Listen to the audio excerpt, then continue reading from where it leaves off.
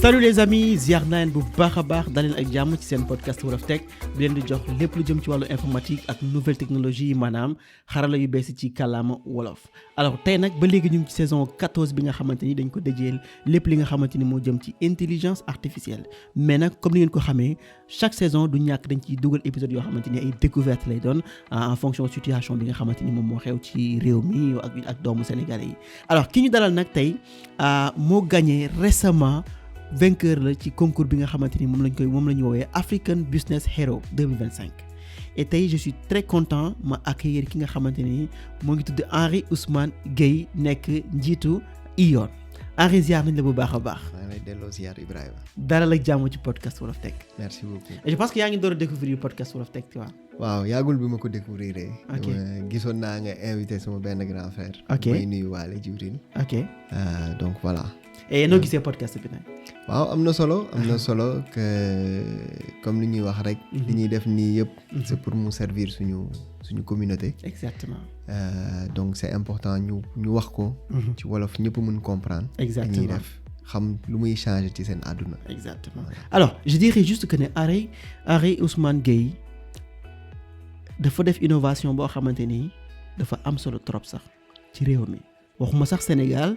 mais Afrique mais àdduna bi yëpp mën na leen jëriñ mooy fexe ba wér-gu-yaram ñu taxaw ci ba nga xamante ni képp ku nekk foo mënti nekk di nga mën a faju ci ni mu gën a gaawee et que ci ni mu gën a baaxee donc loolu nag bu ñu ko naree découvrir tey il faut que ñu waxtaan ci ak Henry poser ko ay questions pour xam davantage li nga xamante ni moom la créé comme innovation lan la ba tax sax mu gagné African Business Heroes boobu noonu en ci 2025.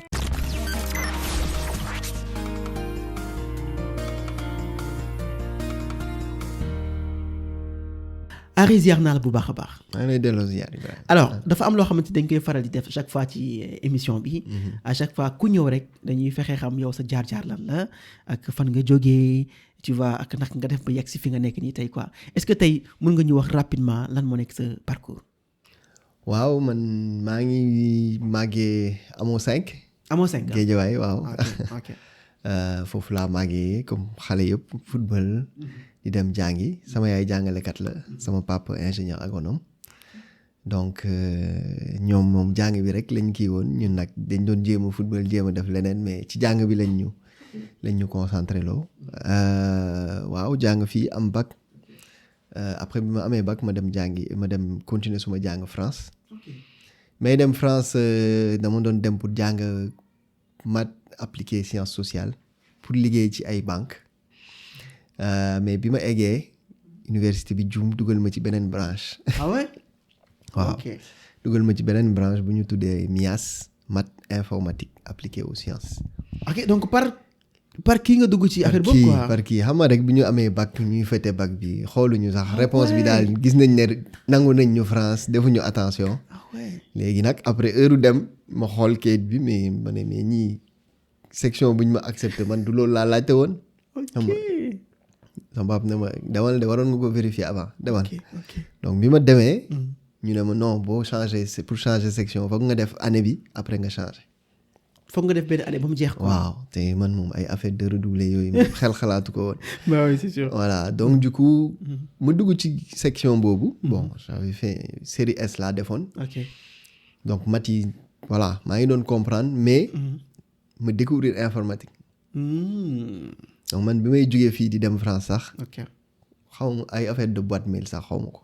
ah ouais. waaw donc bi ma découvrir foofu informatique yi ñuy jàngal lu ñuy defee ay calculatrices ay affaires yooyu. affaire bi humain quoi nga commencé gis ay affaires yooyu créé foofu laa commencé bëgg informatique après bon ma def 2 ans yi ma dugg ci benn école ingénieur bu ñuy woowee EPITA donc voilà ma def sama étude supérieure foofu.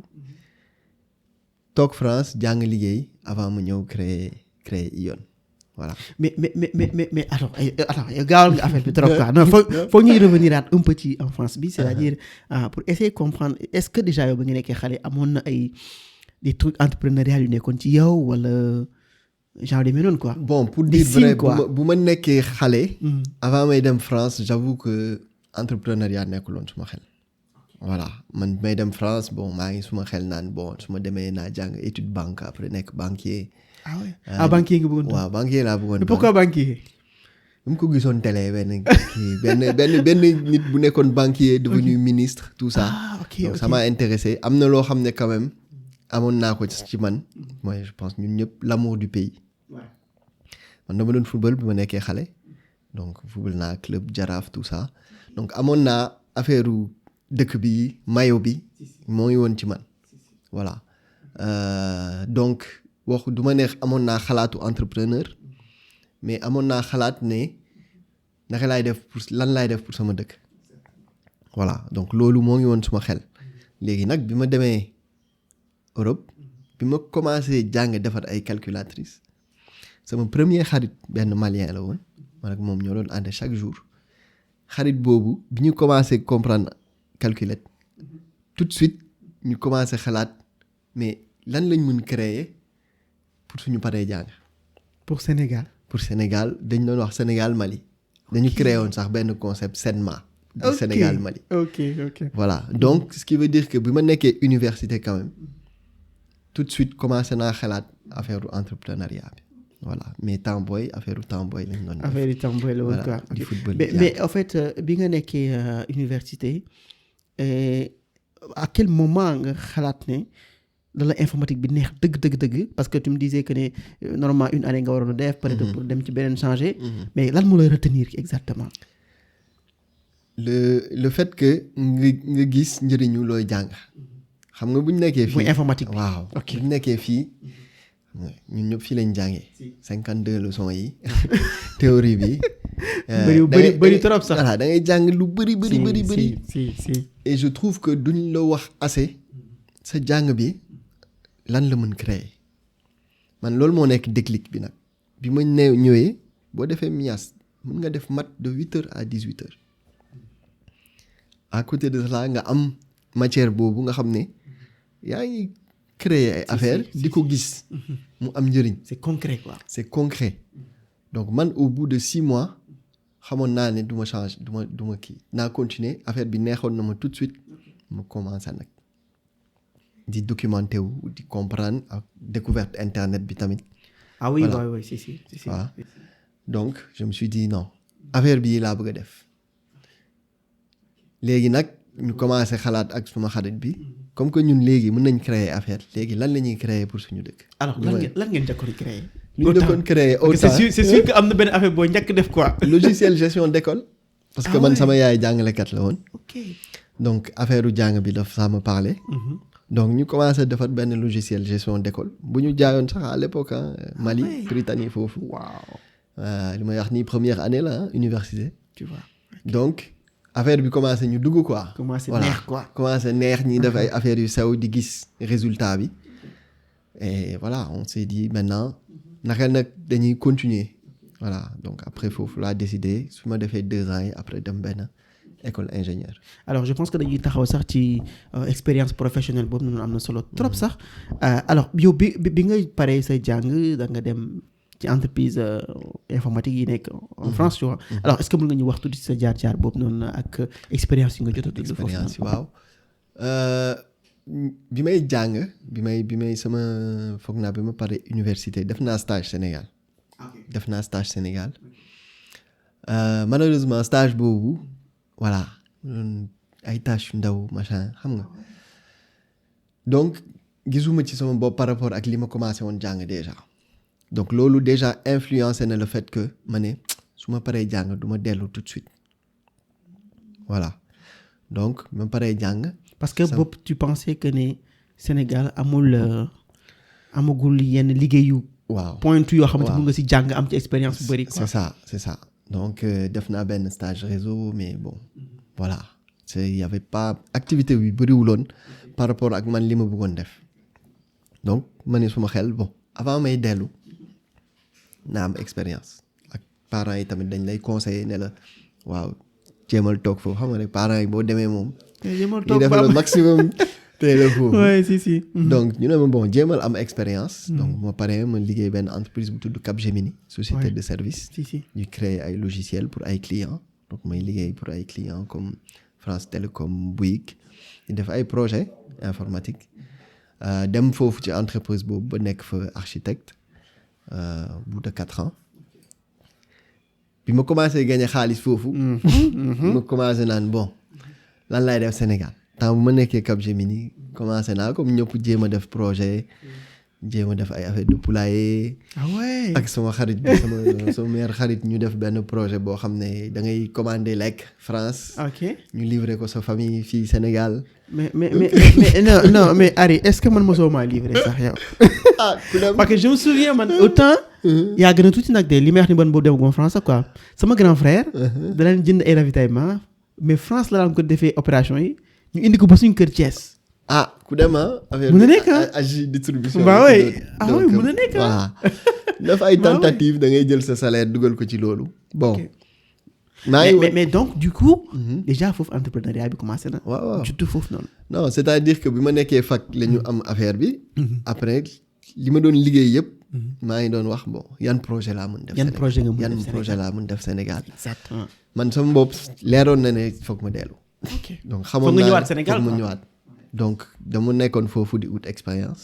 bon projet yi xam nga rek boo bëggee créer ay projet nekk à distance c'est compliqué. donc ma continuer après nekk consultant indépendant en France BNP Société Générale. consultant indépendant c'est-à-dire. c'est-à-dire que bi ma commencé sama liggéey salarié laa woon pour benn boîte pour benn entreprise. mais après foofu boo amee expérience tu as la possibilité nga créer sa propre boîte nekk consultant ñu lay fay par jour. voilà donc ma commencé def loolu da ngay gagner bu baax macha allah tu n'as pas de problème la vie est tranquille mais dina am lu la manqué. man moom muy lan. sentiroon naa ne France c'est bien tu as toutes les conditions pays bu baax la ok mais nekkul sama dëkk et je suis très ambitieux.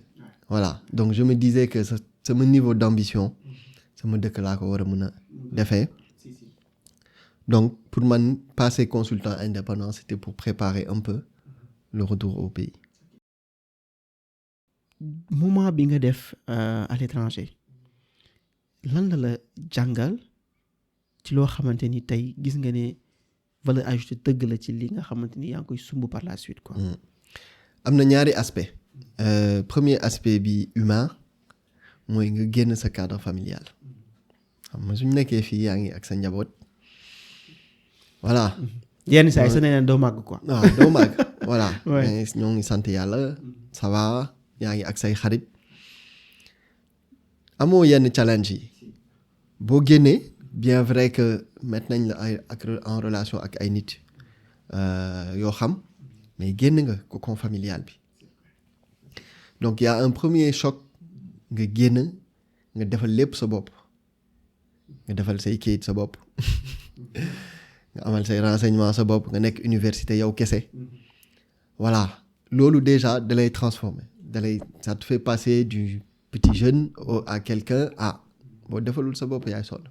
hyper responsable sax quoi. voilà mënuma togg nag mais même togg bi yaay débrouiller sa bopp. donc du ma non mais am na yoon essayé quand même. dama doon essayé mais am naa ci ay dossiers du ma ko wax fii mais jéem naa mais togg moom mooy loolu. mais j'espère que bokkoo ci gars yi xam ne omelette rek lañ mën quoi. yooyu la moom omelette moom mën naa ko sama doom yi sax week-end dama leen di toggal. ba léegi gis nga loolu moom ils disent papa tu sais faire des omelettes. waaw ça c'est voilà loolu mën naa ko mais sinon plus loin mooy loolu. donc humainement déjà ça te forge en tant qu'être humain tu apprends à te débrouiller. et puis foofu da ngay am ay challenge tamit parce que ñun ay nit yu ñuul lañ par rapport ak dëkk boobu am nañ fa ay jafe-jafe pour out logement pour xam nga yooyu da lay transformer déjà. yaa ngi am benn mu ngi forger sa kii quoi sa mental quoi. voilà mi ngi forger sa mental.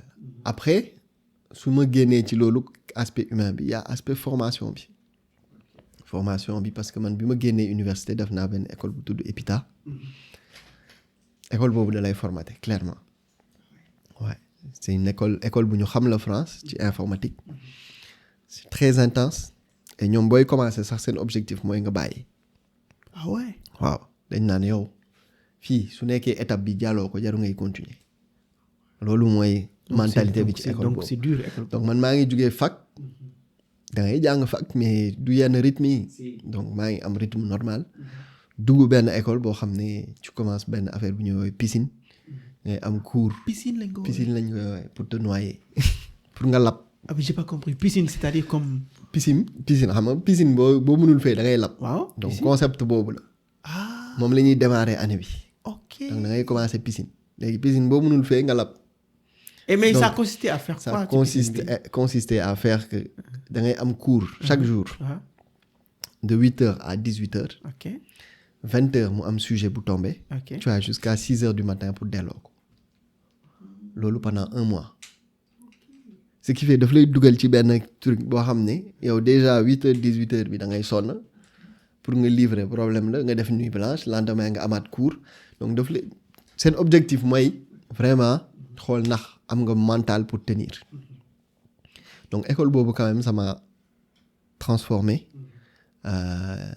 habitué ma gérer stress gérer jàngal sa bopp da ngay ñëw poser question sax gars yi ne la saa yi dama utal sa bopp voilà yenn question boo ko posé sax ñu ne la yow muusoo de xam nga jéem a ok je vois damm sa moral ouais je vois. mais formation bu baax la da ngay génn tu es opérationnel voilà donc Europe loolu la ma andi côté humain nga xam ne tu es détaché de ta famille da ngay jàng nooy débrouiller wu forger mental xam ne kii bu defee 5 yow nit ku ñuul nga foog nga def 10 voilà ak formation. bokkuñu point de départ quoi. bokkuñu point de départ.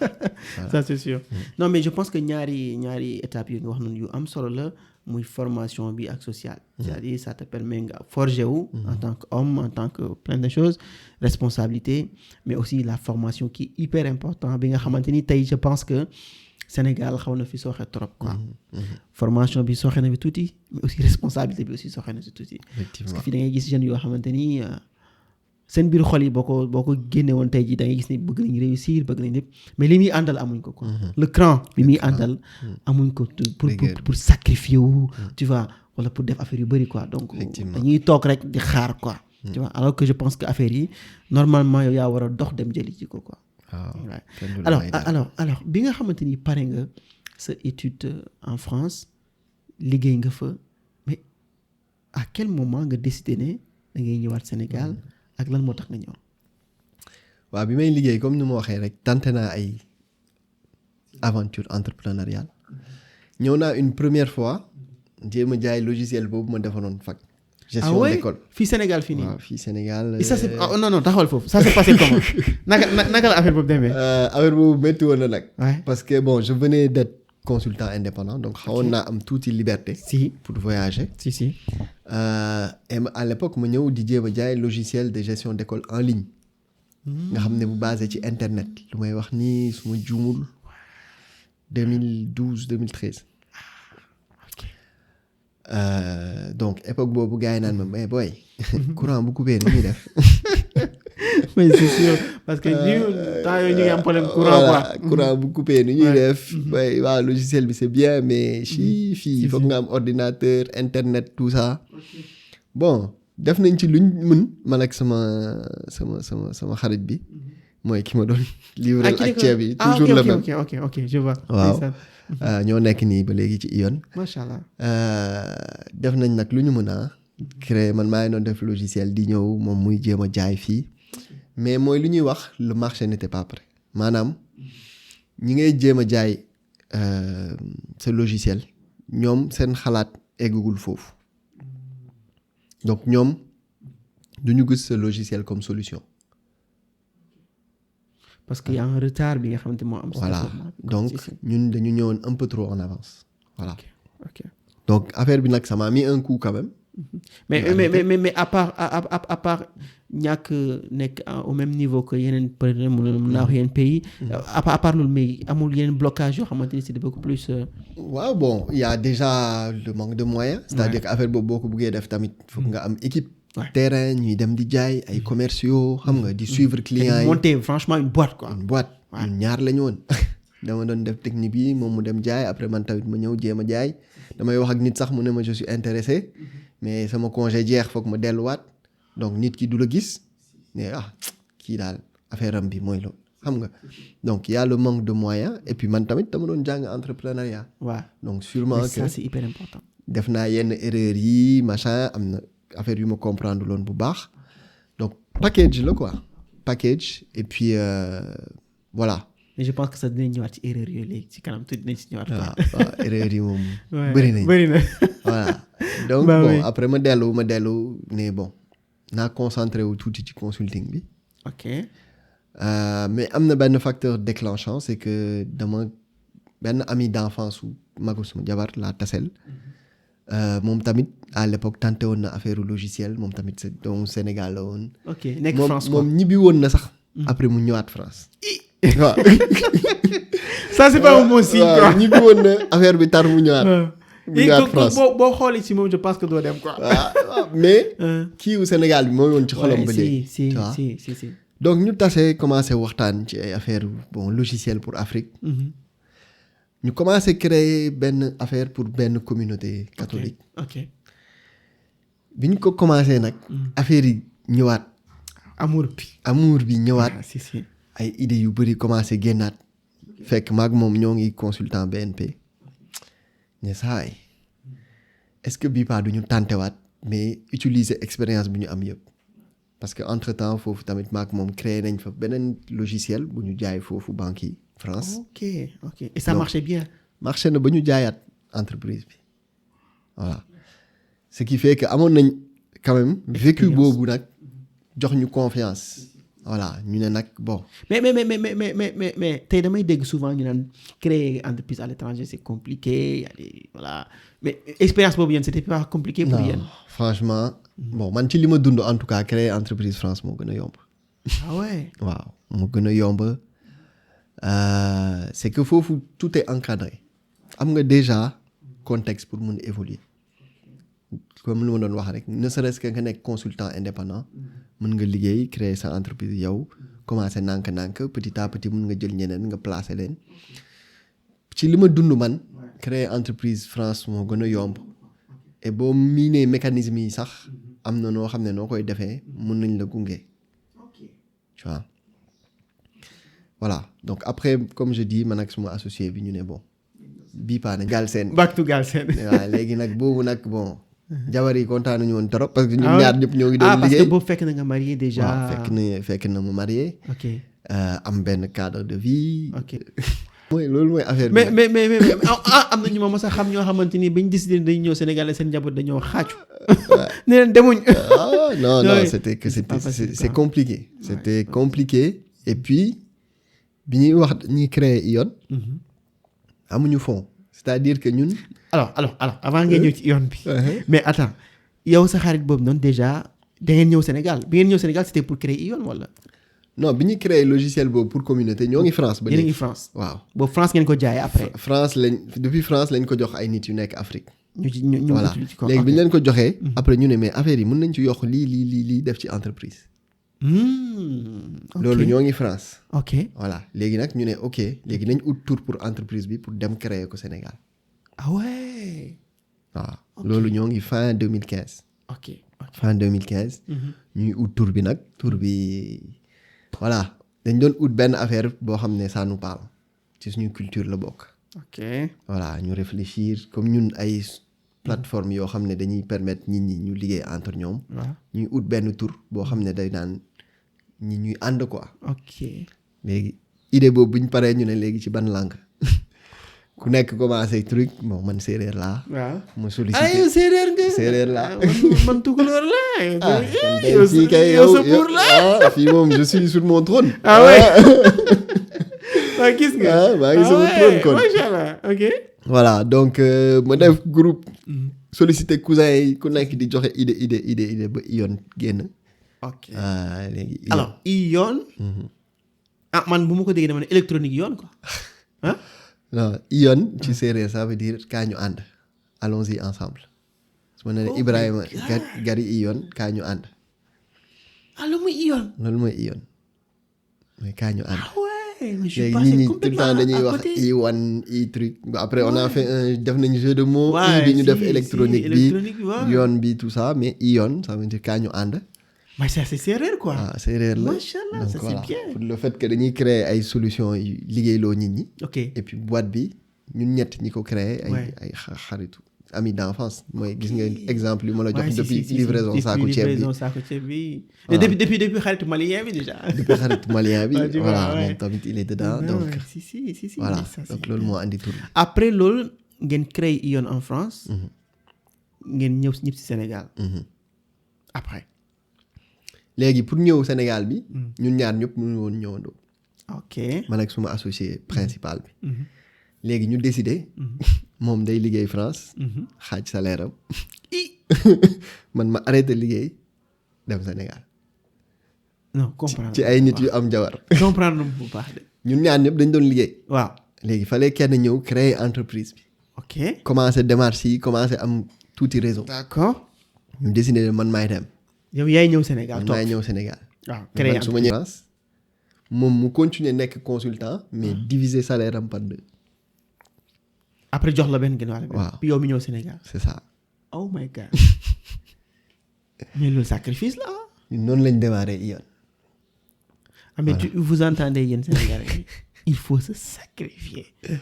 man léegi damay wut ku mun a xaaj salaire am jox ma mu mën a démarrer sama boîte. waaw. waaw mais Non, diwoon na moom mais ça c'est ah ouais ça c'est top hein. ça c'est comme ça qu'on a démarré Ion noonu lañ démarré ma ñëw ñu commencé def ay démarches rencontrer ay nit solution bi entreprise technologique lañ doon créer quoi de manière générale boo xam ne day am logiciel nga mun gérer say factures say stock affaire yooyu ok. léegi nag am na troisième bi moom dafa doon liggéey ci benn clinique au Sénégal fii. au Sénégal Ok. voilà ok. moom nag chaque jour mun nañu gars yi logiciel clinique ñu ne ko saa après nañ ko alors logiciel pour gestion clinique quoi. pour gérer clinique waaw naka parce que clinique bi dafa bëri woon ay kayit compliqué gestion bi mun nañu waaw ñoo ngi def logiciel pour entreprise yi de manière générale mais nañ def logiciel pour clinique bi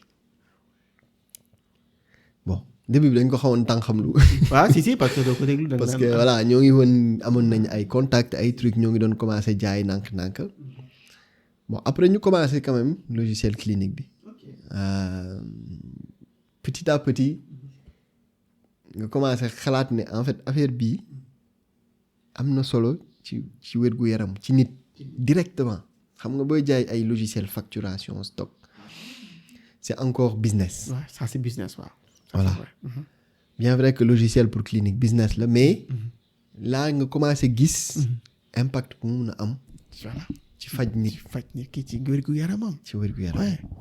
donc man personnellement petit à petit affaire bi plus ñuy dem plus mu may neex macha allah. voilà après nag ñu am benn événement spécial ak sama goro bu feebaroon fii au Sénégal. ok waaw faj bi métti woon na trop voilà ñu topp ci hôpitaux yi di defaat ay examens yu bëri di répondre même questions yi prise en charge bi daal métti woon na quoi te boobu fekk na yéen a ngi bëgg commencer lancer projet pour clinique yi. fekk ñoo ngi ci kay déjà yéen a ngi ci déjà. ñoo ngi ci yow après nga am quelques soucis avec. voilà santé wu sa benn membre de la famille quoi. sama goro ok. ñu gis ne en fait affaire bi ça va au-delà de juste nga digitaliser clinique c'est-à-dire que yow patient bi boo jugee ci clinique bii nga dem hôpital bële wala nga changer région foog nga dem ak sa kayit yëpp di doxantu ak kayit yi parfois ñu laaj la examen boo xam ne def nga ko mais yorewoo résultat yi nooy def su nekkee prise en charge bi dafa yàkkamti man sama goro par exemple maladie bi dafa compliqué woon donc souvent dañ doon nekk ci urgence ñu ñuy laajte yenn kayit yi amuñu ko wala fàtte nañ ko kër ga affaire bi ubbi suma xel ci ne en fait nekkul juste benn logiciel mais nu ñuy def pour sénégalais bu duggee clinique bi dem hôpital bële ñu docteur bi mën gis historique bi lu ñuy wax historique médical comme ça docteur bi mun gis lépp pour jël décision bu gaaw malade bi tamit du nekk fii di fay tout le temps et puis ku feebar moom voilà le temps day compliqué ci moom day compliqué te amoo temps parce que dañ la war a defal ay soins directs xam sa état de santé fu mu toll mun la appliquer les affaires loolu nag ça a complètement pivoté suñu projet man bi ma vivre situation boobu yeneen produit yëpp ma bàyyi mais man je me dis après c'est-à-dire après projet bi dafa nekk loo xam ne sax ça va au-delà de mu nekk projet nii kese quoi mission c'est une mission voilà exactement c'est une mission c'est une mission c'est-à-dire que duñu ay philanthrope boo créer entreprise foog nga gagner xaalis da ngay am njaboot foog nga dundal leen voilà duñu philanthrope mais nit ki ci àdduna loo munti def foog mu nekk yéene loolu mooy tax su méttee nga continuer su nekkee da nga ko bëgg a def nii rek bés bu méttee da ngay arrêter voilà mais su nekkee da nga ko jël mu nekk sa fii su méttee sax di nga ut moyen continuer man nag situation boobu daf ma créer passion ci sujet bi technologie déjà lu ma neexoon la mais là dama gis ne technologie bi mun na jëriñ nit mun na ko sauver macha allah. donc ce qui fait sama beneen associé bi dafa may tooñ sax naan ma yow saay santé bi kese la ñuy nekk man je suis concentré sur ça. Ouais, non mais ça c'est Voilà. hyper important. À partir de là nag on a commencé à entendre parler de la boîte sur la santé foofu moom petit à petit ñu commencé def suñu réputation ci projet bi ok maintenant nag comme projet bi c'était très ambitieux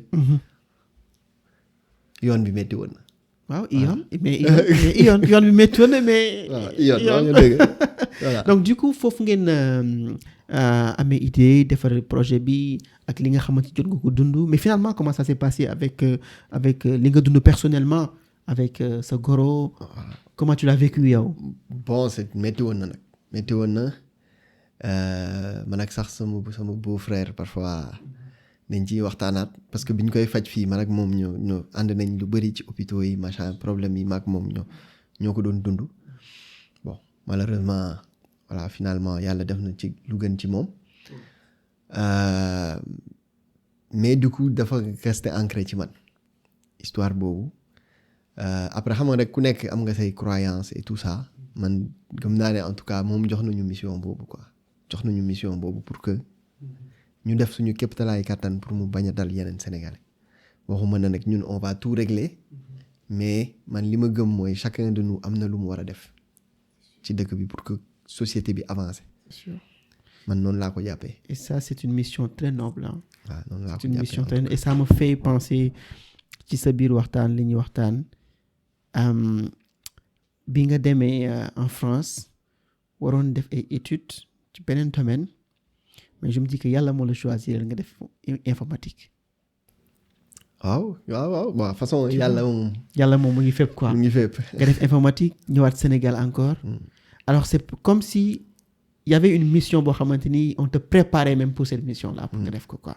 bi nga ñëwee Sénégal aussi tu étais dans des services tu vois mais après y a eu yenn circonstances yoo xamante ni moo gën a booster ba tax nga gën a concentré wu ci santé bi.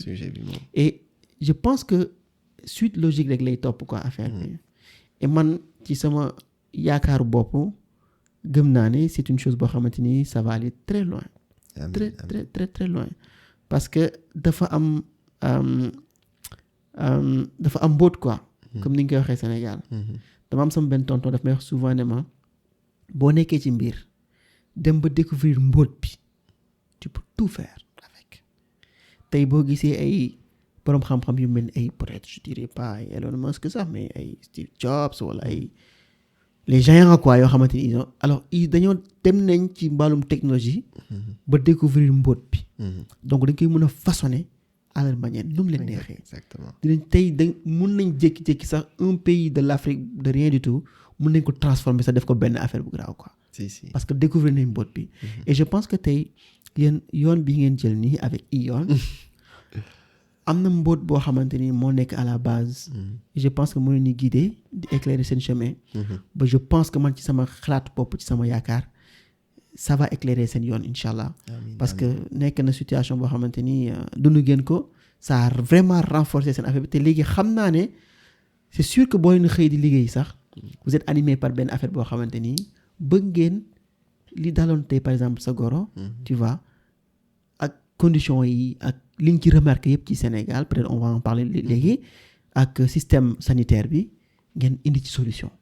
donc nekkul rek indi solution pour am xaalis mais indi solution la à l'image de. li nga xamante ne jotoon na ko tudd. effectivement donc mais franchement c'est hyper important alors moi je suis même dans l'émotion quoi tu vois. non mais en fait léegi li ma bëggoon xam mooy par exemple tey yoon boobu noonu lan mooy déjà yow lan nga dund lan nga gisee système santé bu Sénégal. tey pour defar mission pour seen mission bi nga xamante ni mooy créer ION. système santé Sénégal d'une manière générale avec expérience bi ñu ci dund noonu lan nga ci gis quoi ban appréciation nga ko joxe. bon lu ma gis quand même ci système santé c'est que am nañ ay kàngaam ci santé bi ok am na sax ay nit yu jógee yeneen dëkk di ñëw jàngee suñu université. oui surtout naar yi. waaw fii dañuy ñëw jàngee dellu seen dëkk donc ça veut dire que ñun am nañ potentiel macha allah sénégalais dafa am potentiel boo nekkee à l'étranger sax nit ñi dañuy foog ne Sénégal c'est un très très grand pays parce que sénégalais ci boppam moo am potentiel pour man am nañ potentiel pour am santé de qualité maintenant suñu problème mooy infrastructure tey infrastructure de soins yi foog ñu améliorer leen suñu organisation structure de santé foog ñu xool ñu koy optimiser ok formation bi ñu yokk ko parce que santé bi dafa am plusieurs acteurs voilà il y a les professeurs il y a le corps médical paramédical et cetera ñooñu formation bi ñu yokk ko voilà am nañ nag beaucoup de challenges mais pour man potentiel bi moo ngi fi man loolu sama histoire la pour man boo amee potentiel rek damay gëm xam nga man je préfère voir xaw ma nag nu ñu koy waxee en wolof le verre à moitié plein qu'à moitié vide. c'est-à-dire. voilà nañ ko jël xaw ma nag nu ñu koy kaas waxee bi ci daal wolof. nga ne moitié la. moitié plein que mu vide. que moitié vide xam nga.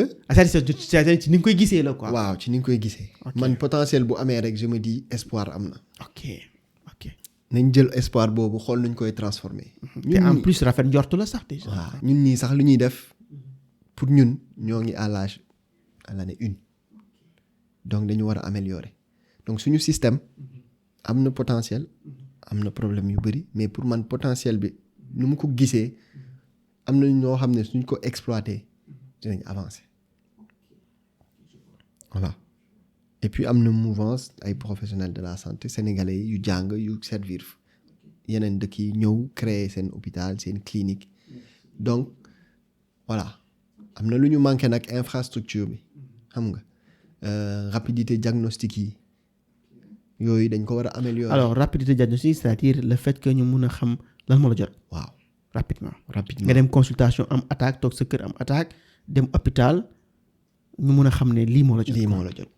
parce que il faut que ñu xam ne la jot pour mun la faj. voilà pas ñu jox la benn affaire ne la bon ça va aller demal toog sa kër voilà rapidité diagnostic boobu voilà je pense que ñun ñëpp xaw nañ ko expérimenter feebar ñu voilà nga toog ay jours ñu naan la lii defal lii man sax am dal na ma fii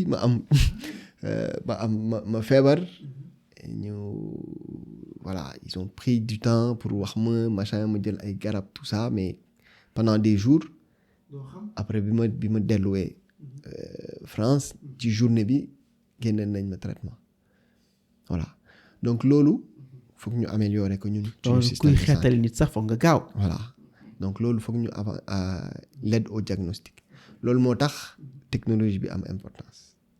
yaa ngi dugg nag foo xamante ni foofu am solo la. voilà alors dis-moi lan la ION indi pour mun a régler problème yi nga xamante ni gis ngeen ko ci secteur santé bi. bon ñun ci digitalisation lañ nekk digitalisation mooy nit ñi dañuy liggéey ak kayit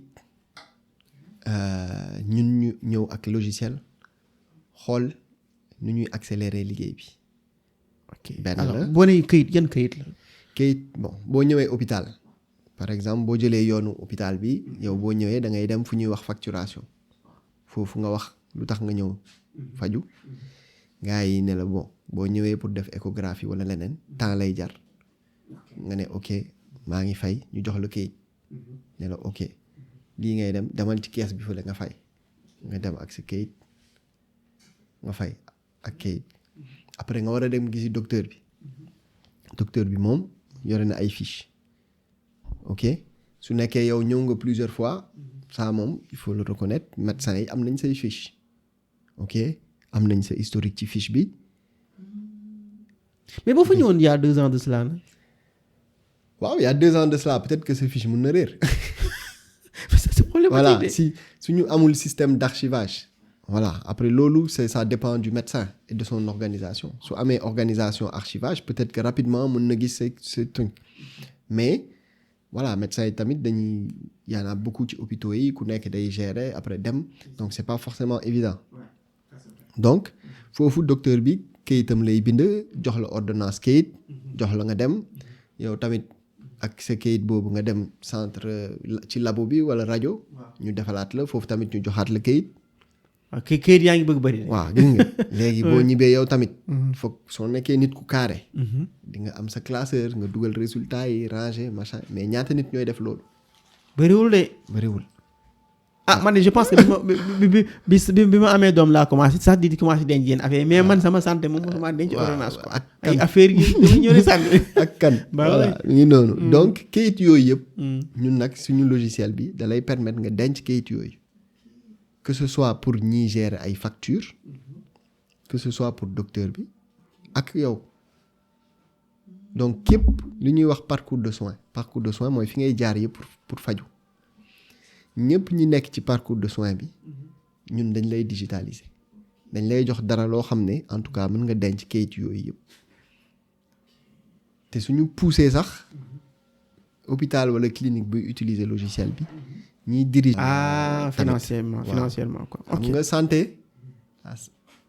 am na coût voilà donc c'est important que tamit hôpitaux yi wala cliniques yi am doole pour mun defar infrastructure boo xam ne ku ñëw di nga mën am faju bu baax. voilà donc du coup tey donc yéen da ngeen digitaliser processus bi nga xamante ni mu nekk parcours patient bi. mooy fi muy ñëw ci hôpital bi présenté wu. defaral ko je sais pas moi bind ko ci carnet. mais techniquement bon je dirais pas techniquement mais loolu naka lay seen application mobile la. waaw plateforme la ñan ñoo ci am accès. comment ça se passe concrètement. waaw boo buggee dégg système d'information la mooy système la mënuñu ko résumer juste ci benn application xam nga sànq maa ngi naan ci parcours de soins bi mooy malade bi fu muy jaar yëpp dafa am ñu muy tasel boo nekkee malade boo duggee ci hôpital bi am na ñuy facturer am na ñuy encaisser am na docteur bi après am na pharmacie bi après am na sax ñi am assurance. ok. donc ñoom ñëpp a ngi ci biir. ñoom ñëpp a ngi ci biir loolu moo tax may wax système d'information léegi kenn ku nekk. dañ la defal sa application. ku ci nekk am nga application. mais léegi da nga wax pardon dagguma la da nga wax pharmacie. mais y a des pharmacies yi nekk ci hôpital yi mais aussi am na pharmacie yi nekk ci biti. waaw privé yi am na hôpital aussi public yi am na hôpital privé yi. waaw comment ça se passe avec tous ces gens là. waaw ñaari manière de liggéey la xam nga dafa am privé ak public liggéey yi bokkuñu boo demee public ci hôpital bi dafa am pharmacie interne ce qui fait que yow sax suñ la hospitalisé dañ lay jox ordonnance ne la demal ci pharmacie bi nga jënd voilà donc ñooñu ñëpp ñoo ngi ci biir léegi am na pharmacie privée yi am seen yi nekk hors de l'hôpital dans le privé ñooñu dañuy liggéey ak ñoom su nekkee yow par exemple da nga am assurance su nekkee da nga am assurance te sa assureur di utiliser suñu plateforme assureur bi moom dafay am version yow patient bi nga am sa application web ak mobile pharmacie bi am interface am ce qui fait que yow boo ñëwee faju ci pharmacie bi da ngay joxe sa numéro téléphone pharmacie bi gis sa dossier assurance donc mu leer ko ne mën na la faj mën na la jox garab yi que assurance bi dina ko fay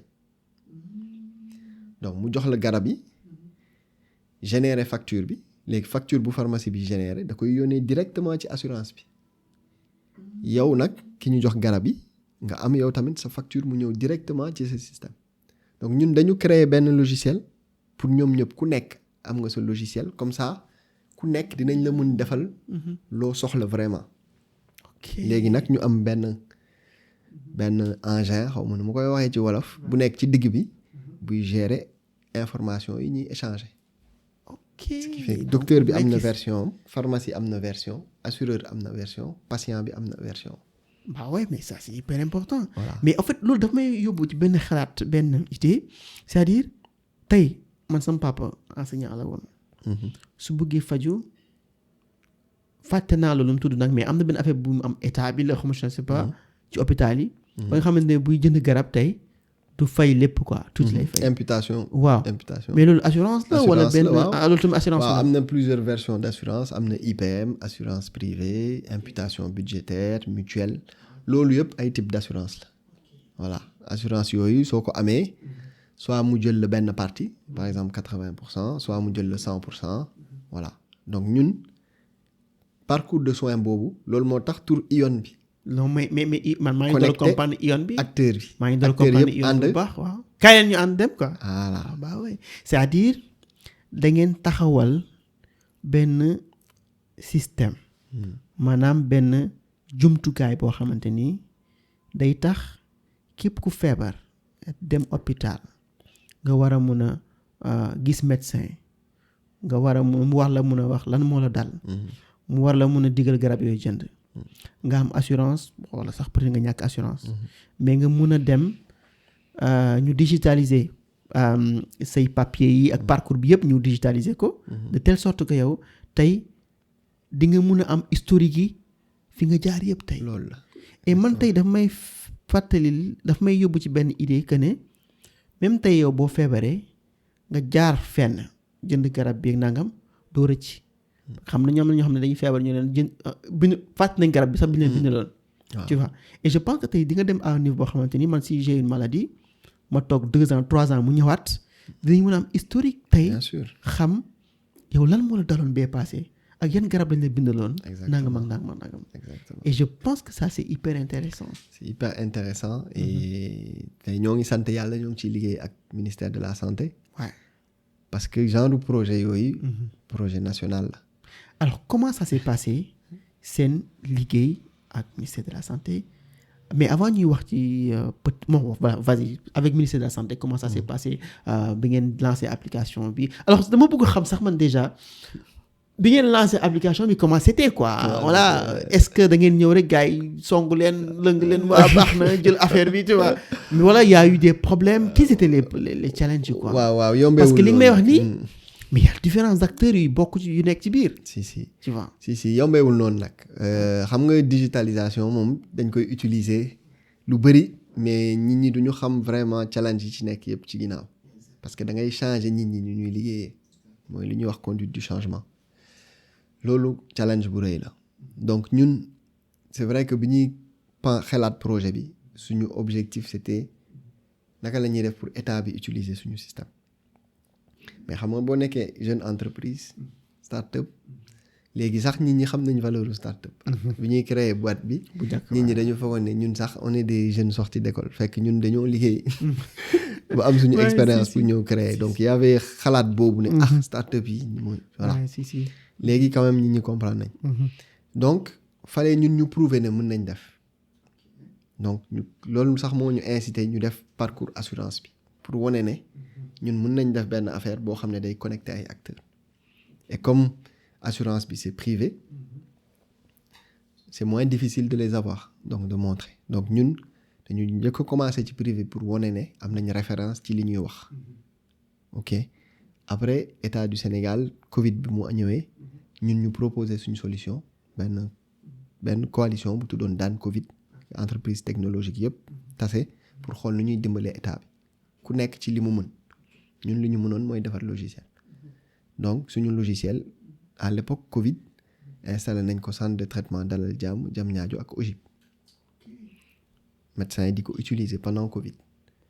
Ça c'est donc bien ñun suñu équipe yi. et médecins yi lu ñu ko utiliser ci temps. donc dossier malade Covid yi. dañ doon renseigner.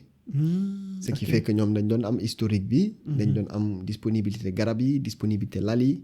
te Covid à l'époque nit ñi dañu war a def ay tests. donc boo defee test. système bi wax la kañ ngay defaat test.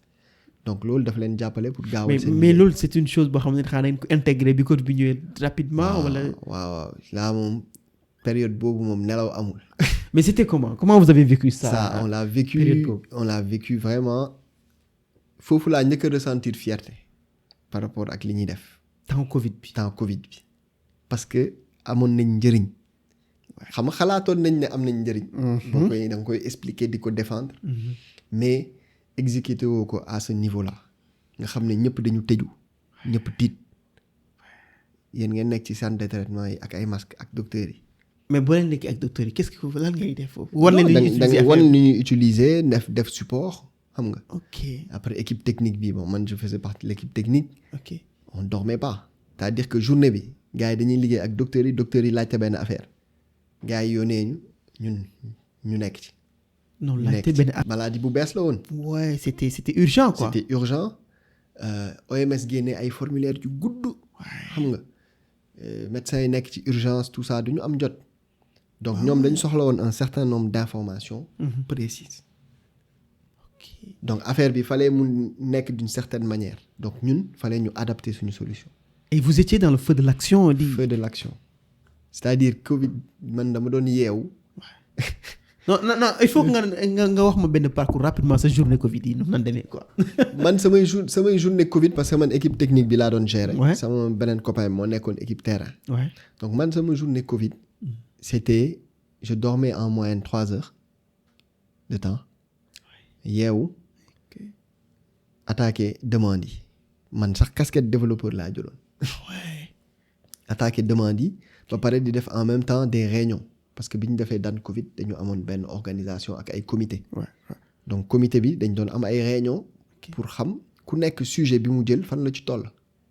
ah ouais donc ñun man dama doon def compte rendu ak comité bi waaye ñun déployé nañ fii mais fii ñoo ngi déployé manqué na ordinateur manqué na écran xam nga. parce que y avait des soucis. oui ouais donc comité bi remonté besoin yi après ñu xool ci écosystème bi kan moo mun maye écran ordinateur après mu am ci écosystème bi ñoo xam ne communication bi la ñuy gérer ku nekk dafa amoon lu muy gérer.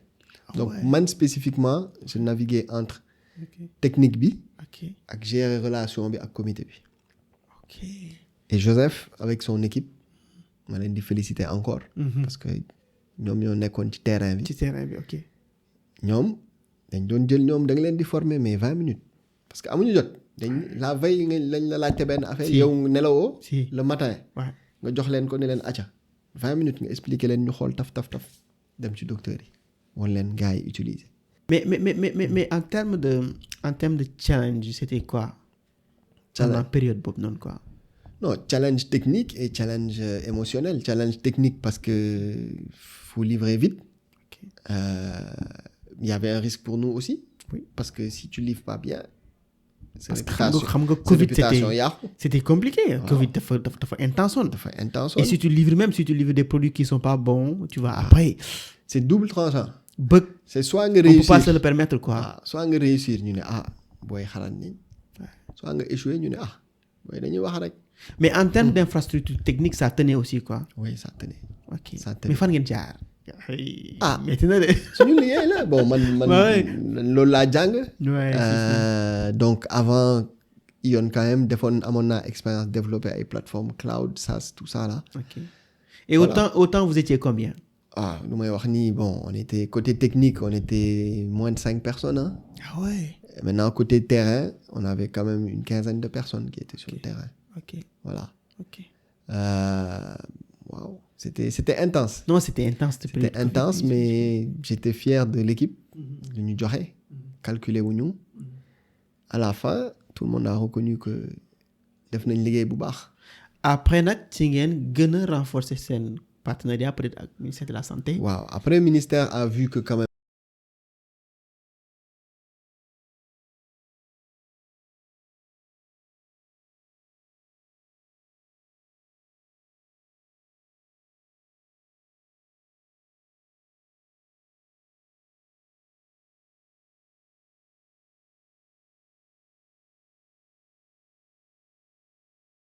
concentré ci créer système et pas juste créer logiciel. si xam nga am na ay acteurs yoo xam ne ñoom dañuy def logiciel. hôpital waaw point. waaw gestion hôpital jeex na waay. keneen mu ne la non man damay defar carnet de santé pour patient bi. ñun nag suñu vision ça a toujours été ñun système la ñuy créer. parce que da ngeen sumb lu rëy nag quoi. waaw loolu nag moo xaw na sonal nañu nag. sumb boobu bu rëy. mais waaye gars yi ne nañ yéen bu diis moo sonal borom mais boo yeggee rek am jàmm quoi. waaw pour l'instant ñoo ngi ci yoon bi. mais Non, mais ça va aller. mais vision boobu ñu amoon de système. ok daf ñu jox avantage quand même par rapport ak concurrence bi c'est-à-dire que ñun dañu mus a xalaat. échange de données identification unique. Ok. du patient. Mais autant c'était au temps de Macky Sall, je pense, tu vois. C'était autant. Mais parce que en fait souvent yow nan ngay percevoir ñi wax ne souvent nos gouvernements nos ministères ils prennent les projets ils le donnent à des entreprises yoo xamante ni nekkuñ Sénégal ay tubaab yu demee noonu mais c'était quoi le truc quoi avec vous combat kay. mais comment vous avez combattu gars yi mais combat bi mooy nga woon gars yi ne tu sais délivrer. ah ouais. Man sama famille voilà duñu politicien sama papa politiqueul sama yaay politiqueul man avant may ñëw entreprendre xaw ma woon kenn ci business bi sama famille y a très peu d'entrepreneurs il y en a 1 ou 2 donc nous à l'an 0 mooy bi ñuy commencé xamuñu kenn amuñu réseau. Donc, et c'était quoi le secret?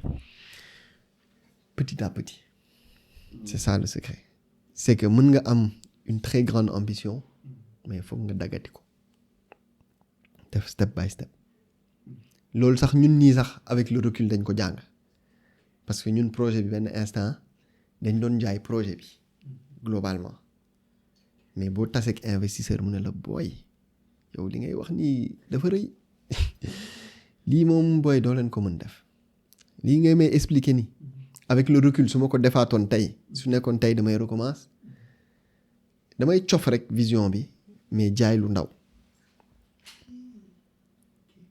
loolu côté entrepreneuriat bi la waaw ci entrepreneuriat bi bon loolu tamit da nga koy jàng c'est que mun nga am ambition mais phasé ko xam nga mais ñun nuñ ko doon jaayee sax ambition bi nuñ ko doon jaayee dafa rëy tellement que nit ñi dañoo wax non boy am na benn jour sax benn gars dafa ma ne seen projet bi fii ba 2050 c'est pas une référence au truc actuel mais noonu la ma ko waxee woon fii ba 2050 sax parce que lii pour ngeen def ko foog ñëpp connecté ñëpp am internet ñëpp truc déjà en termes de partenariat en termes de démarché acteurs yëpp kenn ku ci nekk rek il a son problème quoi tu vois donc yow nga bëgg leen ñëw connecté après c'est ça donc voilà l'ambition du projet c'était un atout un élément daf ñuy différencier par rapport ak concurrence mais tamit poids la su nekkee da ngay ut ay investisseurs et autres daf lay xaw a sonal tamit ok alors est-ce que mën nga ñu partager benn anecdote boo xamante ni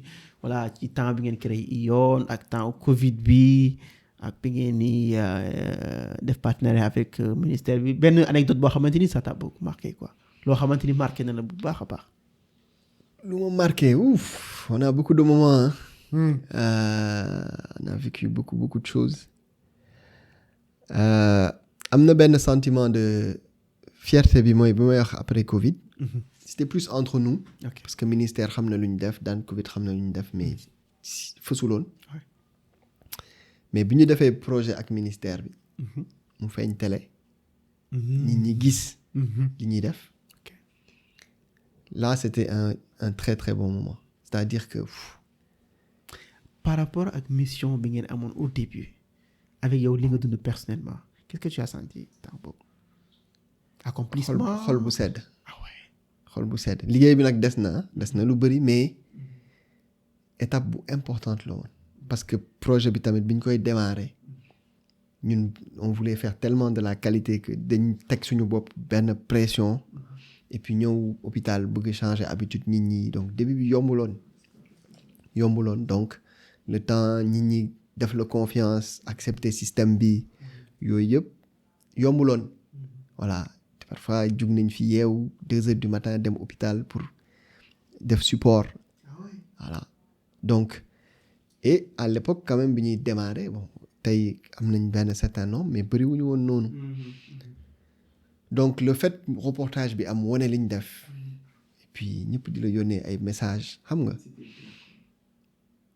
voilà du ma ne mission accomplie parce que mission bi jeexagul mais gën nga am ku da lay gën a may courage quoi da lay gën a may courage voilà et après voilà le dernier événement c'est la compétition qu'on vient de gagner waaw foofu nag lañuy dugg nag sax léegi nii rapidement day sedd quoi voilà non gis naa image yi parce que gis naa image yi ak mbaxana bi ça va yaa ngi retaan rek quoi représente non mais en fait foofu la ñuy duggee sax ci li nga xamante ni mooy récemment mooy prix bi ngeen gagné Kigali et déjà avant ñu ñëw sax ci prep bi am na lu ko jiitu loo xamante ni peut-être ñu bëri xamuñ ko. C'était quoi préparation bi ak vous étiez combien. waaw comment ça s'est passé. waaw tout ça c'est vrai que concours bi ñu koy commencé on était 20 000.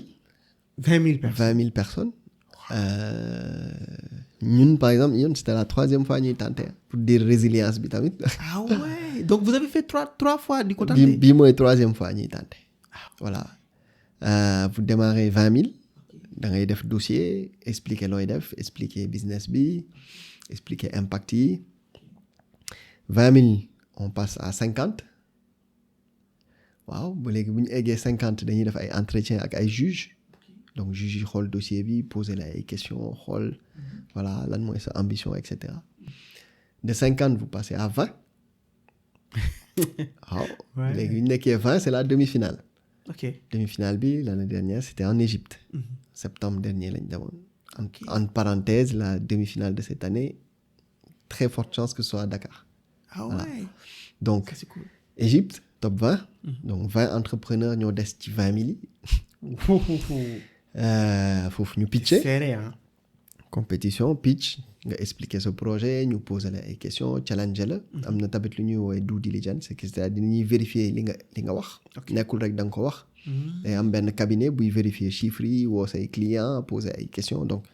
ah ouais process bu sérieux la quoi. ok donc 20 yi foofu ñun ci benn week-end ñu def compétition foofu ak ay juges.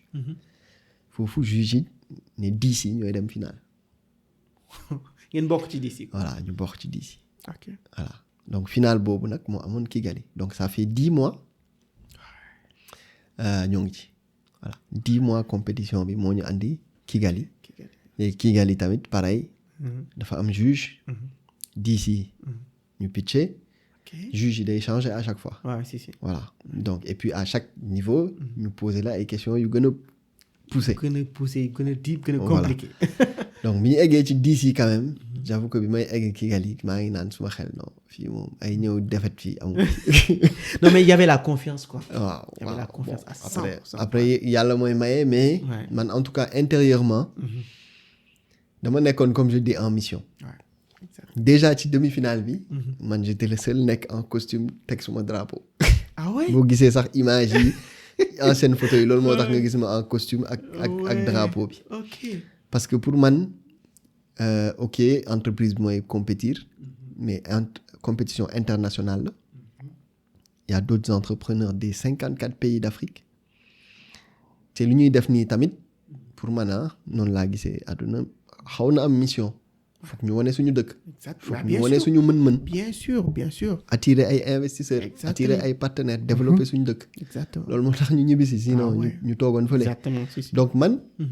que comme ni ma la waxee temps booy dama doon football donc am naa côté boobu équipe nationale. si Sama porter le drapeau quoi. porter le drapeau donc ma ñëw pitch bi Égypte teg sama drapeau déjà gars yi xool ma ne kii lu muy def nii.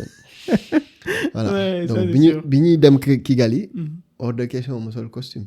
ma sol tenue africaine. c'est ça qui explique mooy tenue africaine bi oui quoi. tenue africaine bu am drapeau fii parce que maa ngi woon je représente mon pays te jamais un francophone n'a gagné dans ce truc là anglophone yi kese ñooy gagné bii mooy 6e édition donc bi ñu egsee 10 voilà amoon naa beaucoup de sources de motivation quoi voilà donc 10 yi vous pitchez encore tontu ay questions après loolu ñu denc ñett. ñu jël ñett ci d'ici. ñu jël ñett ci 10 te ba léegi pareegul te quoi. ba léegi pare. non mais j'avoue que xam naa waroon am pression aussi. Non, tuuti pression. pression. C'est-à-dire que man j'ai pitché 9e position. Imagine, c'était il y avait du monde, beaucoup de personnes ouais. beaucoup de personnes, caméra yi trucs yi, Mhm. juges yi, non ça te met daf lay def benn condition compétition quoi. Ouais. Instant boobu moom yaa ngi ci compétition. ci compétition bi. Voilà donc da lay mettre benn niveau boo xam ne Mhm. da lay teg yenn pression yi. ok ak anglais bi tamit xam nga ñun ay francophone lañ. ouais. donc défi la woon. Mhm. ci ñett yi ñu jël ñun sax lañu njëkk a woo ci ñett yi. voilà léegi ñett yi ku nekk day toog ak juge comme nii ma toog ak yow mais ñetti juge la ñu lay poser ay questions ci business bi ñu lay poser ay questions ci sa parcours en tant qu'entrepreneur ñu lay poser ay questions ci sa ambition pourquoi ngay def li ngay def ok voilà donc parcours boobu moo andi ñu gagné concours bi. nekk premier voilà. waaw. non mais man maa ngi wax ni sax mais man maa ngi mel ni maa ngi ci biir. maa ngi ci biir affaire bi quoi. loolu moo tax gis ngeen image yi j'étais et puis les 9 autres ils sont bons. ah oui c'est sûr. voilà ñoom tamit ils font des choses extraordinaires seen dëkk donc ñoom sax suñuy pitché. yow sax malgré sa confiance da nga naan waaw. tu vois. non c'était top. voilà c'était donc, vraiment exploit bu mag la woon. et alors à l'issue de cette bi ngeen gagné loolu noonu lan nga ci retenir. première chose mooy résilience. Ion on l'a créé il y a 9 ans. amuñu parcours classique. on a eu beaucoup de challenges on a encore des challenges. non y a beaucoup parce que santé ci boppam dafa metti nga yokk ci digitalisation mu gën a metti. voilà ak suñu environnement xam nga secteur francophone bëriwul investisseur. environnement des affaires dafa xaw bloqué. donc voilà on nous a souvent fermé la porte. suñu projet yi on les a souvent ralentis. donc da ngay am benn frustration ne yow am nga benn vision suñ la mayee temps ak moyen xam nga ne mën nga ko délivrer. donc victoire bi ça montre quand même que li ñuy wax ñun Sénégal depuis 9 ans même international ils sont d'accord que c'est important. donc c'est une sorte de validation. tu as plusieurs acteurs qui doivent te valider tes clients les trucs mais là c'est une validation internationale. ça on va dire c'est notre petite victoire à nous par rapport à tout ce qu'on a vécu. ok. Maintenant, la grande victoire, c'est ne serait-ce que d'entendre Henri Ousmane from Sénégal.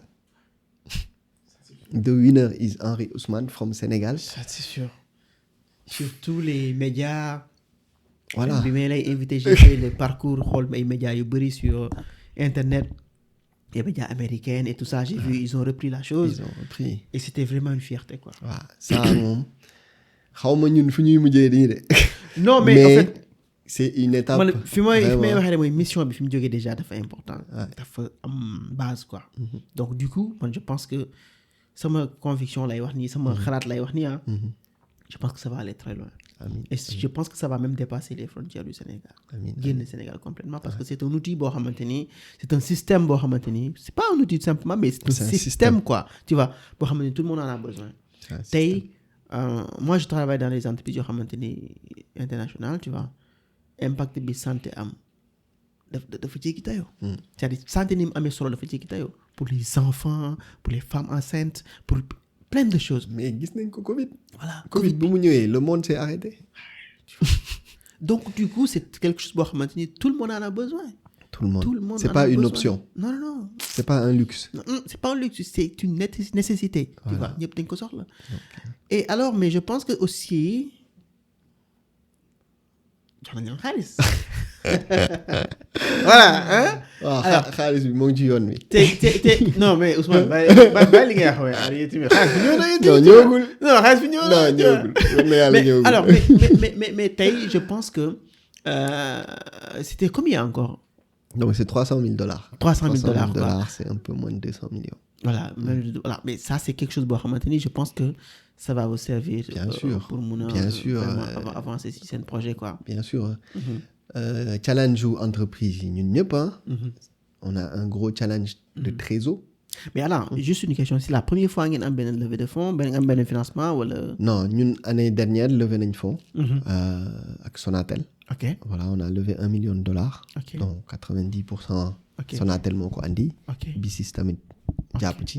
ok donc loolu moo nekkoon suñu première levée. voilà donc pour dire bon defoon nañ levée avant avec la DER mais c'était $100,000 donc c'est 65 millions donc voilà loolu mooy bi DER di commencer ça nous a servi quand même parce qu'à l'époque étape boobu soxla woon nañ xaalis boobu mais vraie levée bu ñuy wax levée $1 million année dernière. année dernière avec Sonatel quoi. avec Sonatel. ok voilà. après ngeen ñëw avec fini. après ñu ñëw ak lii. donc lii ça va nous servir suñu quotidien. suñu quotidien ñun comme j'ai dit man jamais je vais voir benn client ma ne ko couvrir nañ say besoins à 100%. Il ñun on est reste tout le toujours temps des ci choses. mentalité améliorer impliquer client bi. alors loolu sax moo tax ma lay laaj beneen question bi mooy alors c'est quoi la suite après vous avez benn challenge bu mag tu vois alors c'est quoi lan mooy suite bi lan la Sénégal yi di xaar fi mu toll nii est-ce que dañu xaar fi mu toll nii voilà ngeen connecter tout le Sénégal santé yëpp tu vois et c'est quoi challenge numéro 1 loolu la challenge numéro 1 projet bi démarré nañ ko ak ministère def nañ hôpital de Abass Ndao Kaffrine il y a des postes et des centres qui vont suivre mais l'objectif c'est de connecter tout le pays voilà premier ministre wax na ci DPG bi digitalisation avec une approche régionale donc ñun suñu challenge numéro 1 boobu la comment li ñu def nii ci at bi liñ ci jàng yëpp comment ça passe à l'échelle loolu ñu ñoo ngi ci liggéey ak ministère mais ministère mooy gérer rythme bi ok voilà mais on a souvent l'habitude de dire que ministère gars yi ñu yéex ay affaire mais alors est-ce que ça risque pas de vous bloquer mais sinon est-ce que comment vous allez faire quoi bon déjà avant toute chose damay féliciter ministère de la santé parce que xam nga wax mun na bëri mais jëf la ñuy retenir tey lu ñu munti wax ak ñun ñëpp tous les acteurs du numérique li ñuy wax yëpp ministère de la santé a fait le pari liggéey ak acteur local ci sujet bu toll nii loolu on doit les féliciter et les encourager déjà voilà c'est loolu yëpp contribuer na ci suñu victoire bi. exactement voilà ça, donc c'est une reconnaissance. et c'est important mooy lu ma waxoon ci final bi.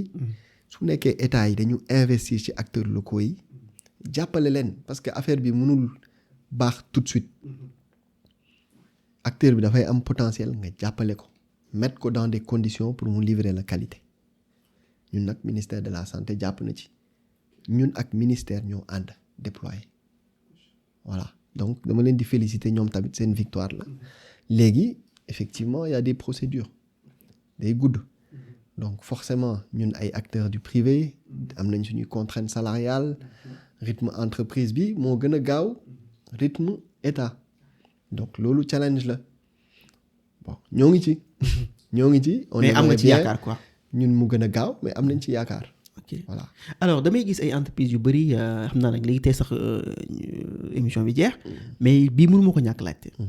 damay gis entreprise yu bëri yoo xam ne dañ naan dañuy soxla accompagnement voilà sur formation entrepreneur yu bëri alors est-ce que vous yéen a pour si yoon vous avez eu benn accompagnement sur le côté stratégie ñu leen coacher ak yu demee noonu. c'est vrai qu'on a fait pas mal de programmes ñun def nañ ay programmes d'entrepreneuriat yu bëri.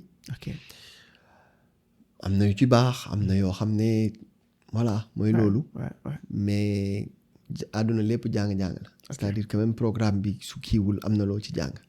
mais def nañ ko quand même. def nañ ñun bu ñuy commencer. ma remercier beneen acteur bu tudd CETIC. CETIC lañ démarré. foofu lañ installé woon am suñu bureau bu ndaw. def nañ ay programme foofu rencontré nañ ay nit. ok def nañ yeneen programme par exemple ak Sonatel Orange. def nañ Orange entrepreneur social 2017 def nañ Orange Fab 2018 yooyu yëpp da nga ci am formation par exemple Orange Fab am nga ci tuuti xaalis entrepreneur social tamit après ñu def ay programme ak waa DER formation accompagnement challenge business model affaire yooyu et cetera donc ça nous a servi parce que à chaque fois dañ lay poser yenn questions yi voilà donc ça te remet en question yow sax da ngay poser waat question yi sa bopp ne est-ce que fii nekkuma di juum et cetera donc am na njëriñ léegi nag en fonction de stade bi nga nekk tamit foog ngay choisir voilà mënoo dëkk ci ay formation ay trucs parce que à la fin de la journée foog nga am client bu lay fay loolu faut pas ñu fàtte ko. entreprise dafay régler problème. pour client bi koy fay. c'est vrai loolu moom mooy affaire bi quoi. voilà loolu mooy. très simple c'est très simple c'est pas compliqué ok. donc tous les à côté c'est pour soutenir l'entreprise ñun su ñuy def concours bi am na benn côté impact mais il y a aussi les $300,000 qui peuvent impacter ton business l'argent le money. Voilà. Ouais, c'est Donc, important. Ouais. donc defuñu ko nii pour def ko. Mm. Voilà, il y a le côté financier et il y a le côté, comme je dis, représenter son pays Ouais, surtout.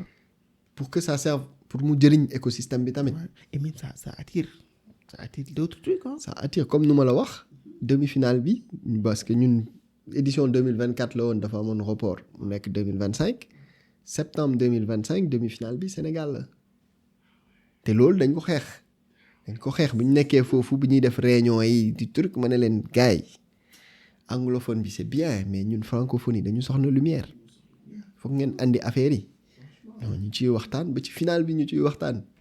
le jour du final bi gars yi ne ma non dañuy dem Dakar sax avant sax may gagné. avant sax ngay gagné quoi. voilà parce que bon waxtaan nañ ci lu bëri ma leen di expliquer impact yu mu mun am. waaw si. parce que fii bëri ñu investisseur machin foog ñu andi lumière bi. c'est vrai. tombé tamit ñu am gouvernement bu bees. bu ne numérique foog mu jouer rôle important ci pays bi. By the way naka nga gisee gouvernement bu bees bi par rapport ak tout ce qu'il y a comme projet et tout cela surtout dans l'informatique dans la digitalisation et tout. Bon ñun invité woon nañ ñu ci lancement bi. Ouais. New Deal.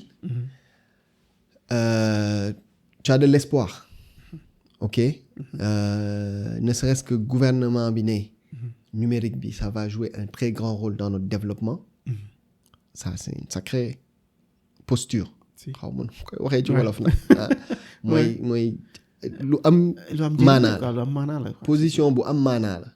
donc ça veut dire que d'accord ñun ñëpp nañ d'accord ne numérique bi moo ñuy avancer loo déjà léegi nag xam nga àdduna dafa am plan ak exécution.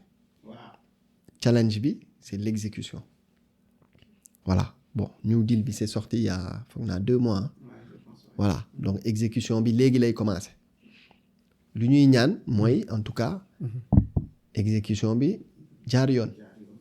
voilà et puis exécution bi am ñaari volet dafa am volet vision c'est-à-dire yow dessiner nga plan bi moo may yóbbu fële mais en attendant ngay egg fële am na ñu am ay problème tey.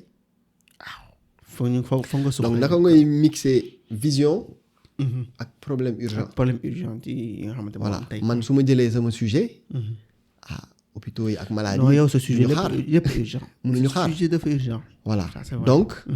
dafa war a gaaw. ça partie boobu. voilà donc noonu laa ko gisee am naa ci espoir. maa ngi xaar exécution. non ça va venir man gëm naa loolu quoi. alors mais tey aussi nit ñi ñu ngi wax intelligence artificielle. mun ñoo def épisode ba mu jeex duñ ci wax. waaw fan yii rek maa ngi ci déggee affaire yoo xamante ni doy na waar alors yéen dans le domaine de la santé tey est-ce que IA bi mu ngeen di jàppale bu baax.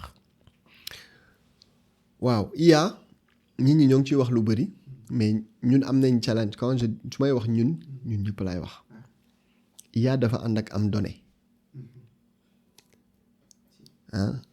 dëkk tubaab yi ñoom avancé nañ mais seen IA moo ngi xalaat parce que seen IA bi dañ ko jox données mais données tubaab. loolu dëgg la. léegi ñun suñu challenge. ci li ma xam ci li ma gis. nekkul implémentation IA bi. mooy naka la ñuy def ñun ba am données yu baax. yu ñu ranger yu baax. pour que suñu IA performant. pour que suñu IA adapté ak suñuy problème. exactement. su ma jëlee santé. naka IA bi. di ma génneel ay feebar sama yaram. yaram nit ku ñuul. mais ça veut dire que foog ma am assez de données ci nit ku ñuul ki. ça c'est vrai. ok donc ñun am nañ challenge boobu de collecte de données. et c'est vrai que ION. ñun suñu positionnement. woon lañ koy wax épine dorsale c'est-à-dire. maanaam autoroute bi nga xam ne. données yi foofu la ñuy jaar. après ñi ñëw servir pour liggéey. ñun loolu mooy un peu suñu positionnement. ok nekk un acteur. mu mun servir données. pour ñu am ay IA yu baax. macha allah tu vois. voilà léegi nag ci suñu liggéey. ñun tamit ION. ñoo ngi dugal IA nànk-nànk. ok voilà commencé nañ. par rapport ak module yi ñu développé xool naka lañ ciy dugalee IA intelligence ci artificielle. imagerie bi ci ordonnance yi affaire yooyu ok ñoo ngi ci am nañ benn équipe bu ciy liggéey Ok. chaque jour ok non mais c'est hyper intéressant parce que IA moom mënuñ doon def émission yi ba mu jeex te duñu wax ci affaire yi intelligence am na artificielle solo moom. parce que voilà je pense que mënoon nañoo gën a xuus sax ci affaire IA bi ak sa gis-gis bi ñu ci am et tout cela et parce que yow bougé nga génn nga Sénégal gis nga li xew à l'étranger voilà tey Sénégal am na fu mu ci toll par rapport ak IA mais je pense que loolu yëpp ay waxtaan la yoo xamante ni bon mën nañ ci dellu si waat ci beneen épisode parce que yow di nga ñëwaat waaw di nga ñëwaat ci émission bi avec plaisir ñoo ngi nii Ouais, ci mais mission alors- bi la bokk ouais gis nga alors mais ban conseil fi mu toll nii nga mën a joxe par rapport ak sa parcours yëpp quoi man sa parcours bi dama koy commencer ba quoi tu vois sa xaritu malien bi tu vois ba tey jii nii ngeen nekk super héros tu vois ci concours bii nii tey lan moo nekk enseignement ak conseil yoo xamante ni mën nga ko jox à toute la jeunesse sénégalaise bi voilà pour ñu mun ci jëriñu pour ñu mun ci xool aussi quoi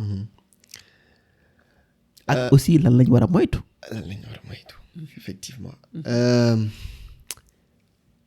c'est-à-dire que amul ragal amul ragal amul ragal affaire yi da nga koy gëm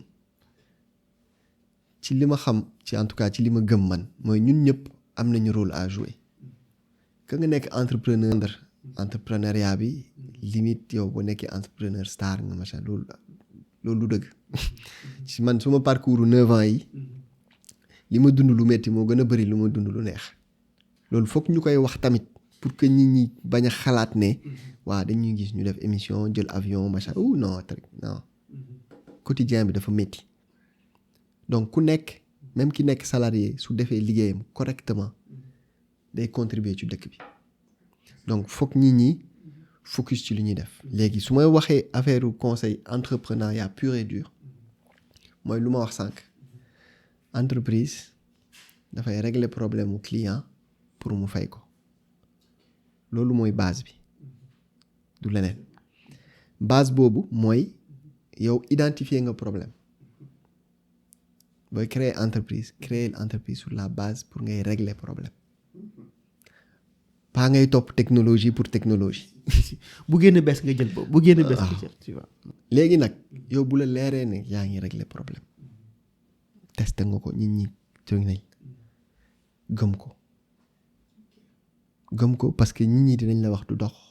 du truc du kii mais gëmal looy def mu ànd ak jub parce que dëgg mooy mujj voilà donc boo ko gëmee ci man sama gëm-gëm da ngay dem yàlla jàpp ci ñun on a dañu am particularité en tout cas ñun suñu société dañu gëm yàlla. donc yàlla ci la bokk. exactement voilà mais dañuy wax yàlla bay sa tool.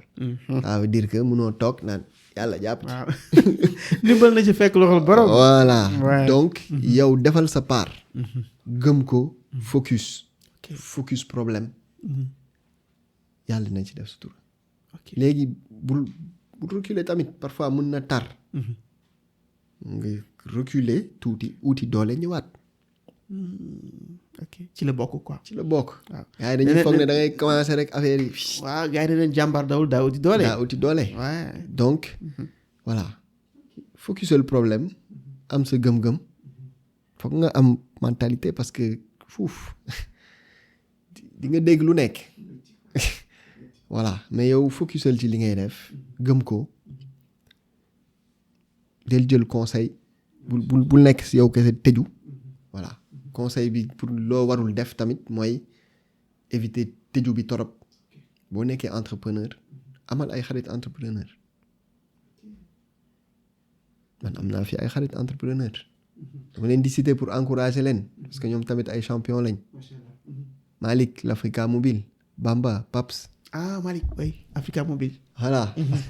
Voilà, c'est des amis de longue date. Aziz, Peydounia, Grand Omar, InTouch. Voilà. Il y en a plein d'autres. Koulim Djoum. Voilà. Sama xaritu seen start-up yi. Gis nga. ñooñu ñëpp ay entrepreneur lañ. ñooñu ñëpp da ngay waxtaan ak ñoom. Parfois da ngay génne sa bureau nga ñëw nga toog nga waxtaan ak gars yi. di nga gis ne yombul ci kenn ñëpp ñu ngi ñafe gars yi ñëpp a ngi reyante donc daf lay joxaat confiance wala yow sax am nga benn raisonnement gars yi ne la saa yi jaadal gauche pour dem droite. si donc échange d'expérience. dugal ci écosystème bi waxal ak gars yi y a des organisations comme j'ai dit y a Sen Startup y a Optique yi am na yeneen dugal foofu nga rencontrer ay nit wax ak ñoom voilà. si comme ça di nga gën a mën a am expérience yu jàmbur yi quoi nga récupérer ko. waaw parce que àdduna échelle la. échelle la si. kenn ki su defee benn partie. yow su la mënee jàppale nga dem. moo gën que yow nga nekk ci suuf rek. di raam rek di raam di defaat même erreur que gars yi def. si voilà non c'est hyper important. loolu moo tax ñuy def li ñuy def tamit voilà c'est y a le business. Il faut que ñu dund qu'on gagne nos vies mais y a la mission on va dire humaine. de améliorer la santé mais bokk tamit ci écosystème bi. ça c'est sûr. loolu moo tax ñuy ñëw ci invitation yi partager.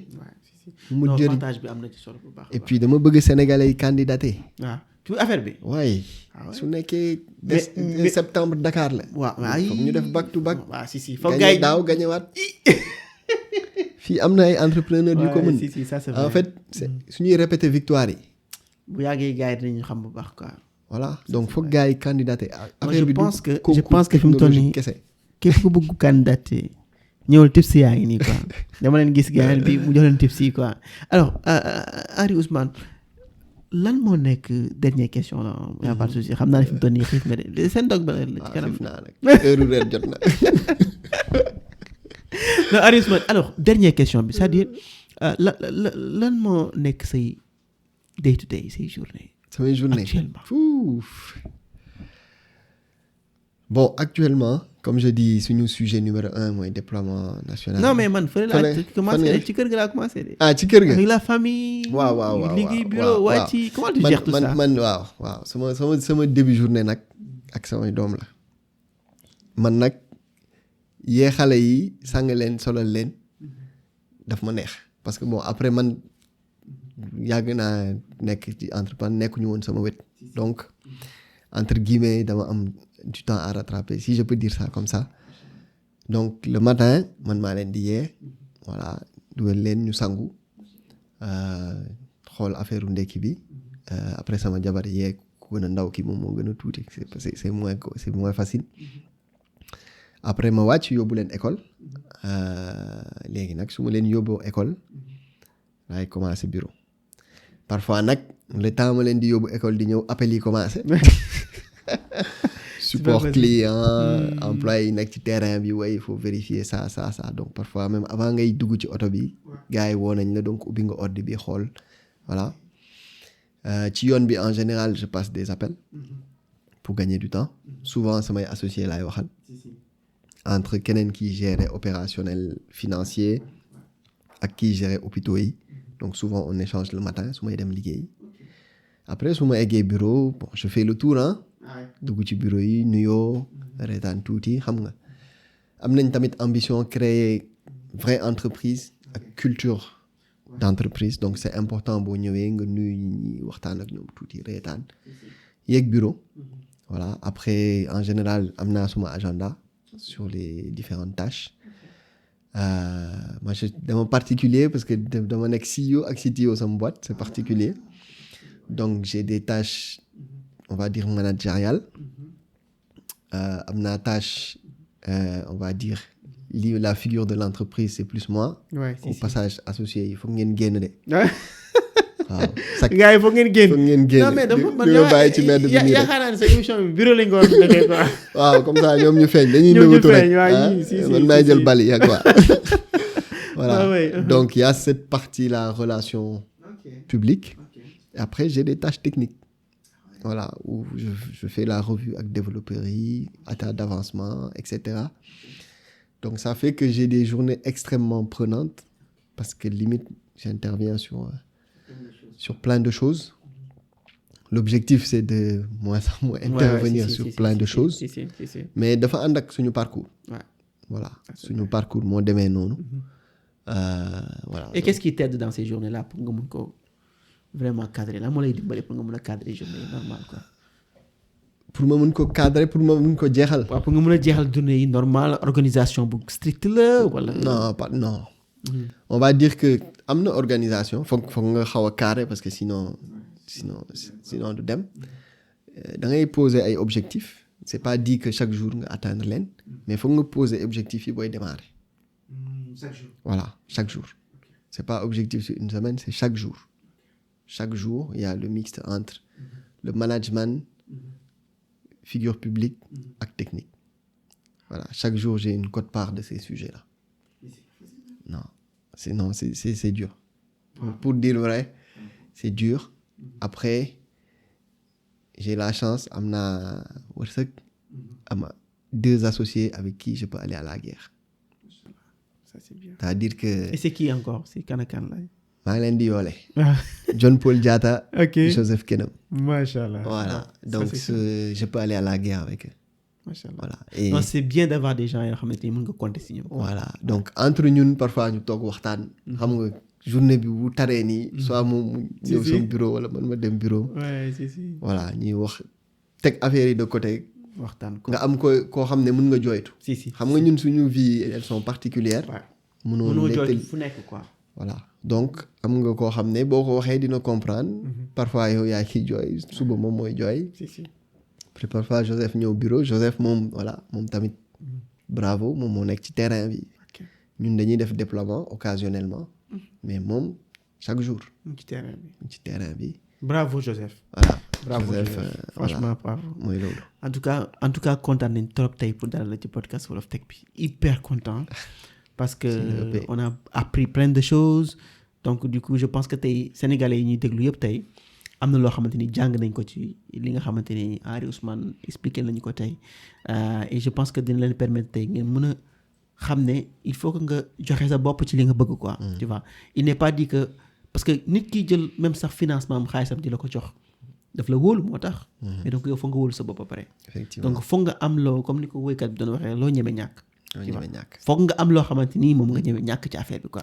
et vous voyez que tey Henri wax nañu expliquer nañu tey waaw ku dem ba sax ba sa partenaire bi xaaj salaire jox la pour yow dem Sénégal nga mën a gars yi koy nangoo def bëri na de. donc c'est compliqué en tout cas ñu ngi lay remercier bu baax xam ne temps amul jot amul te instant bi ngeen gën a ñàkk jot parce que foog ngeen dépenser xaalis bi. waaw su excès rek. waaw excès gul nag. waaw maa ngi koy wax fii ci podcast bi parce que ñëpp foog nañ ne excès gul. maa gars yi commencé ñu rang bureau rek. waaw gars yi foog nañ ne voilà. rëy nañ xar gars yi commencé rang bureau de. waaw bon en tout cas ñoo ngi jot ay messages mais gars yi xaalis bi excès gul. donc kon nañ ko déggee noonu xaalis bi excès gul téye leen dégg nga. alors en tout cas vraiment kontaan nañ bu baax a baax la mu nekk sa mot de la fin. mot de la fin di la remercier. ok vraiment maa ngi lay encourager. maa ngi lay remercier vraiment. En tout cas, ñun luñ ci mun jàpp dinañ ci jàpp. Inch'Allah. Vraiment, j'ai apprécié. Je t'encourage. nga tase gars yi def. Merci beaucoup. jox leen lumière. si. Voilà, parce que soxla nañ ko. champion yi bëri nañ. Inch'Allah. En tout cas, Sénégal, on est champion d'Afrique. Non, on est champion. Voilà. Donc, je compte sur vous pour l'édition suivante. Inch'Allah. ñu continuer attirer investisseurs yi Sénégal jëm kanam. Inch'Allah. Sénégal rek. D'ailleurs moom laa duggee bi may pitché Sénégal rek. Sénégal rek. waaw bu ñu dañ ko dugal ci émission bi quoi. voilà dugal leen ko. Allez, merci beaucoup les gars. Inch'Allah ñu ngi leen di jox rendez-vous beneen semaine inch'Allah ci benn épisode ak beneen découverte boo xam ne dañ ko def fii ci Sénégal inch'Allah avec suñu héros yi suñu ndaanaan yi. N'oubliez pas aussi mun ngeen dem ci compte Spotify bi pour déglu épisode bi mun ngeen dem YouTube mun ngeen dem sur toutes les plateformes de podcast ñu ngi fa ngeen voilà déglu épisode bi ngeen contribuer aussi bu fekkee ne bëgg ngeen gis à chaque fois épisode bi di dox donc am na benn lien de contribution bu fa nekk même bu dee 50 francs la 500 francs sax xewuñ ko parce que moo ñuy permettre ñu mën a continuer li ñuy def tout le temps allez merci beaucoup et à la semaine prochaine inchallah